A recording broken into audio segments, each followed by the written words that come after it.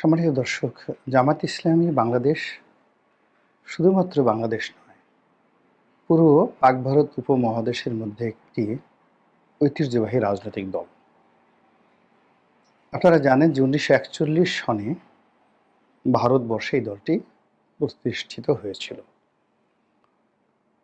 মাওলানা আবুল আলা মওদুদী তিনি মূলত মধ্যপ্রাচ্যের যে ইসলামী ভাবধারা, ওহাবি আন্দোলন, সেই ওহাবি আন্দোলনকে পুঁজি করে তিনি ভারতে একটি ভিন্ন ধারার ইসলামী রাজনৈতিক দল গঠন করার চেষ্টা করেছিলেন।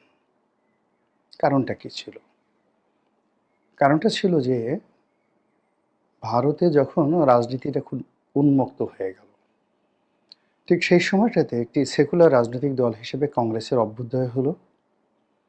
আবার কংগ্রেসকে কাউন্টার দেওয়ার জন্য সেখানে মুসলিম লীগ হলো মুসলিম জাতি সম্প্রদায়কে রাজনৈতিকভাবে ঐক্যবদ্ধ করার জন্য।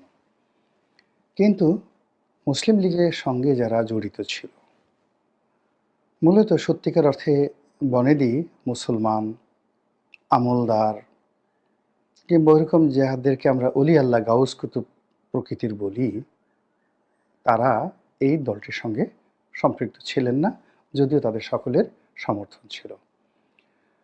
মুসলিম লীগ কেবলমাত্র একটি জাতিগোষ্ঠীকে রিপ্রেজেন্ট করত। দ্বিতীয়ত, এখানে ধনিক সম্প্রদায়, যারা এলিট, জমিদার, নবাব এইরকম প্রকৃতির ছিলেন। ঢাকার নবাবেরা, করটিয়ার জমিদার, তারা এইভাবে ভারতবর্ষের পাকিস্তানের যত সব বিখ্যাত ফিউডাল সোসাইটির লোকজন মিলে মুসলিম লীগ চালু করল। এবং পরবর্তীতে মুসলিম লীগের সঙ্গে শেরেবাংলাকে ফজলুল হক কিংবা ধরুন কায়েদ আজম মোহাম্মদ আলী জিন্নাহ, যারা আসলেন তারা খুবই সেকুলার প্রকৃতির মানুষ ছিলেন। তারা কেবলমাত্র ভারতবর্ষের রাজা রামমোহন রায়ের মতো আধুনিক ছিলেন না, তারা বিশ্বের সেই প্রেক্ষাপট, তৎকালীন দুনিয়ার যে প্রেক্ষাপট, সেই প্রেক্ষাপটের যত আধুনিকতা রয়েছে, সব আধুনিকতাই এই শেরেবাংলা ক্লিফ ফজলুল হক এবং যাকে বলা হয় কায়েদ আজম মোহাম্মদ আলী জিন্নাহ, তাদের মধ্যে ছিল। শিক্ষা দীক্ষায়, আচার আচরণ, চাল চলন, সব ক্ষেত্রে। তো এই ধারা থেকে সত্যিকার অর্থে ইসলামী তাহজিব এবং ইসলামী তমদ্দুন, অর্থাৎ ইসলামী সাহিত্য, সংস্কৃতি এবং ঐতিহ্য ধারণ করতে পারে, লালন করতে পারে, এইটা হলো প্রধান উদ্দেশ্য। আর দ্বিতীয় উদ্দেশ্যটা হলো, ভারতে যেহেতু মূর্তি পূজাটা সর্বাধিক পরিচিত এবং প্রচলিত, এজন্য মুসলমান ধর্মে ইচ্ছে করুক বা না করুক, শত শত বছর ধরে হিন্দুদের অনেকগুলো কৃষ্টি এবং কালচার এখানে ঢুকে গিয়েছিল। যেমন এই যে আমাদের মধ্যে মাজার পুজো, এই মাজার পুজোটা মূলত হিন্দুদের ভিতর থেকে এসেছে। কিংবা আমরা দুর্গাপূজা দেখলে আমরা খুব আনন্দ অনুভব করি, কালীকে ভয় পাই।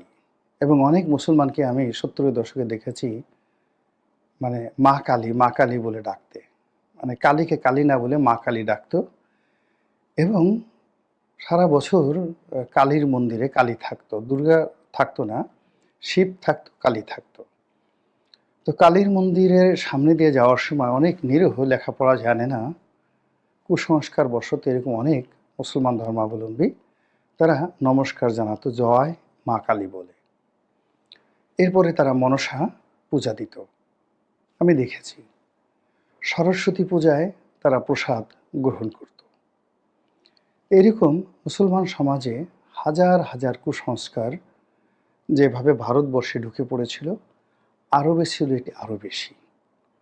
আপনারা জানেন মোহাম্মদ রসুল্লাহ সাল্লাহ আলাইহি ওয়াসাল্লাম যখন আরবে এলেন, তখন সেখানে ৩৬০টি মূর্তির পুজো হতো। এবং এই ৩৬০টি মূর্তি, অর্থাৎ ৩৬০টি মূর্তি হলো মানে আইএমএ জাহেলিয়াতের কাফেরদের খোদা ছিল। আবার এই ৩৬০টি খোদার আবার ৩ জন বিখ্যাত খোদা ছিল। এরা মহিলা ছিল, লাত, মানাত, উজ্জা। তো সেই সব কিছুর অবসান ঘটিয়ে যখন তৌহিদ প্রতিষ্ঠিত হলো, তখন এই সমস্ত মূর্তি পূজা ভেঙে দেওয়া হয়েছে, মূর্তিদের ভেঙে ফেলা হয়েছে, মন্দির শেষ করে দেওয়া হয়েছে।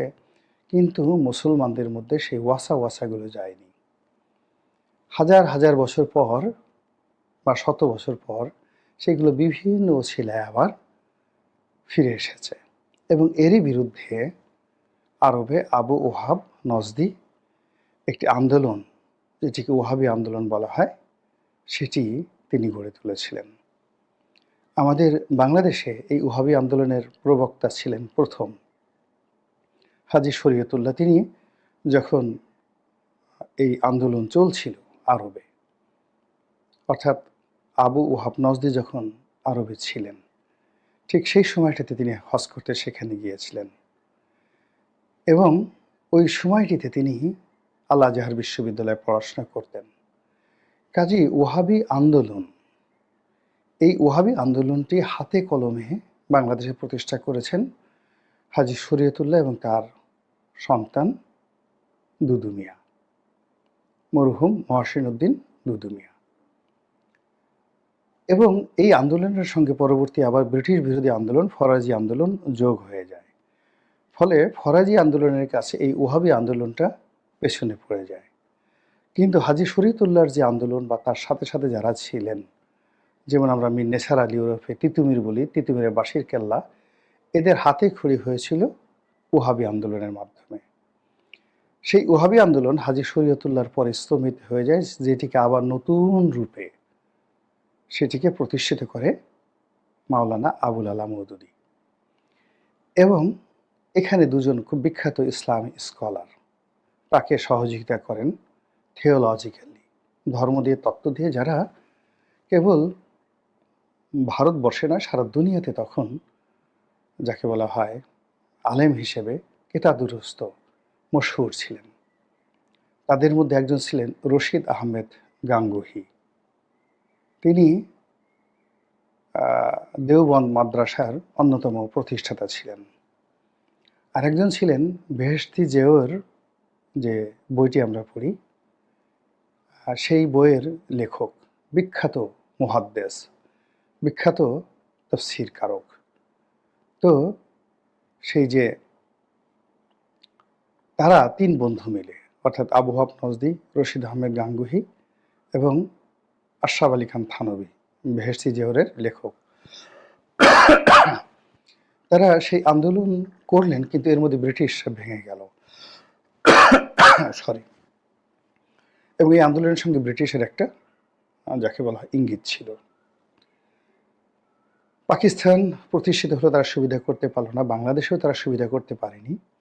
কিন্তু ধীরে ধীরে সেই আন্দোলনটি বিভিন্ন সময় বিভিন্ন মানুষকে, এই জামাতের যারা নেতাকর্মী, তারা একটা আন্দোলন হিসেবে সেই গোলাম আজমের সেই 1954 থেকে আজ অবধি তারা কিন্তু এটাকে চালিয়ে নিয়ে যাচ্ছিল। এবং এখন এই মুহূর্তে যদি ধরেন অর্থ, বিত্ত, ক্ষমতা, সব দিক থেকে এই জামায়াত ইসলামী সর্বোচ্চ অবস্থানে রয়েছে এবং তারা প্রায় রাষ্ট্র ক্ষমতার কাছাকাছি। কিন্তু তাদের এই সমস্ত সম্ভাবনাকে ডাস্টবিনে ফেলে দিয়েছে 2-4 জন লোক। তাদের মধ্যে একজনের যে সাংকেতিক নাম ইল্লু।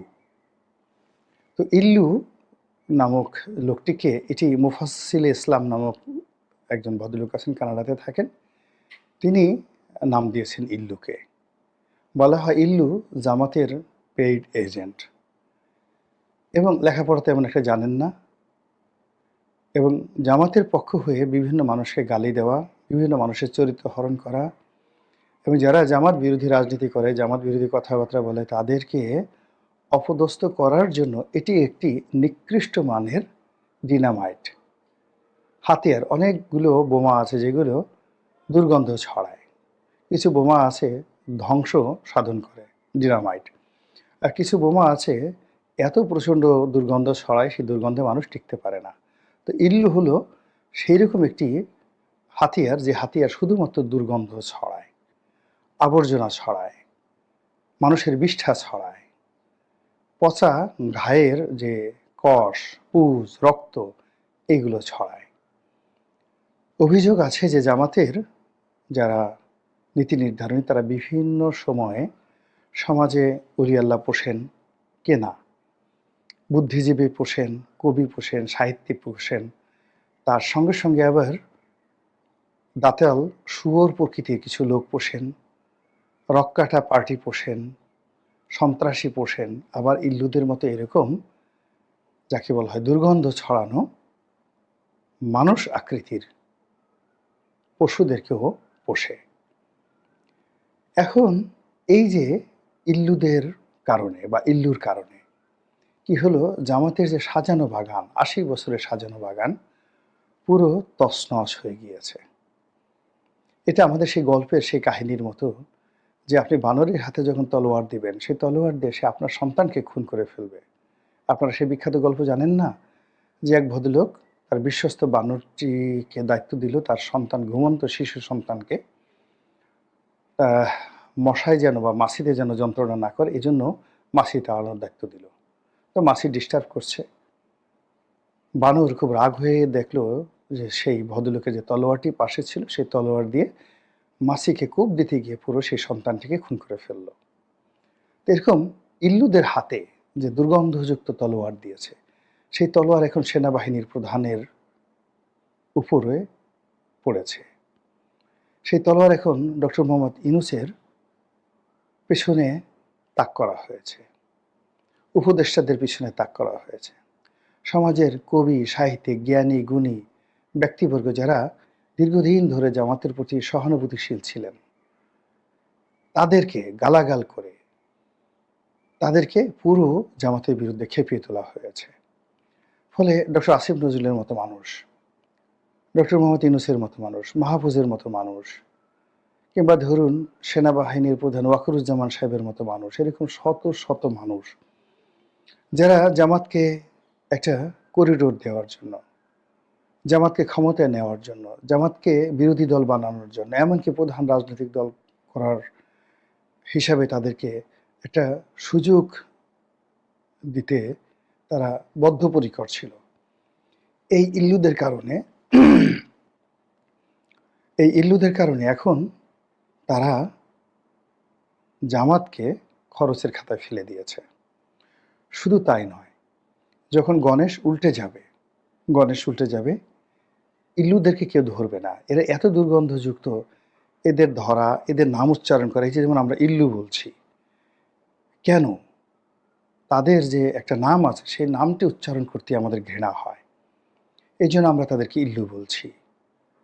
অনেকে অনেক কথা বলছে, তো এদেরকে কেউ ধরবে না। আমরা যেভাবে সেই আবর্জনার উপরে যে সমস্ত শুয়োপোকা থাকে, সেই পোকাদেরকে আমরা ধরি না, এমনকি সেই ঝাড়ুও ব্যবহার করে নেয় সেই পোকাগুলোকে মারার জন্য। সেগুলো দেখলে আমাদের শরীরের গা ঘিন ঘিন করে ওঠে। এরকম ইল্লুরা সেই শুয়োপোকার মতো হয়ে গেছে। কিন্তু এই শুয়োপোকা যারা সৃষ্টি করেছে, বা এই শুয়োপোকা যদি জামাত সৃষ্টি করে না থাকে, যেহেতু জামাতের পক্ষে তারা কথা বলছে, এই জন্য এই সকল পোকার যত কর্মকাণ্ড সব জামাতের মাথার উপর চাপছে। ফলে কি হচ্ছে, জামাত শক্তিশালী মানুষদের, জ্ঞানী মানুষদের, গুণী মানুষদের, প্রভাবশালী মানুষদের একেবারে ট্রিগার পয়েন্টে আছে। ফলে গণেশ উল্টে গেলে, পরিস্থিতি উল্টে গেলে সবার আগে যারা বিপদে পড়তে যাচ্ছে বাংলাদেশে, তা হলো এই জামাতের নেতা এবং কর্মীরা। আশা করি জামাতের নেতৃত্ব বিষয়টি বুঝতে পারবেন এবং ফিরে আসার এখন সময় নেই, তওবা করার সময় নেই, কিন্তু সতর্ক হলে ক্ষয়ক্ষতি কমবে।